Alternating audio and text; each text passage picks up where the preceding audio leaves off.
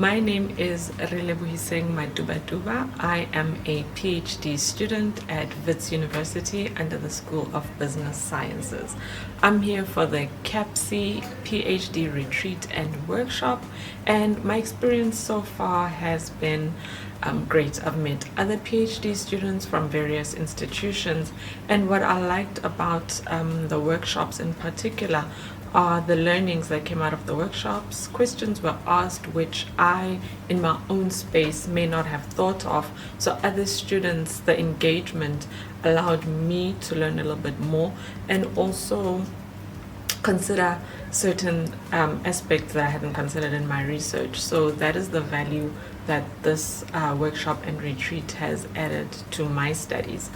Over that, I have had time to write, which is valuable in the busy schedules that we have. So I really appreciated that part of the workshop. It was interesting to have met academics who have helped us carve out the rest of our research or deal with problems that we may have been stuck with.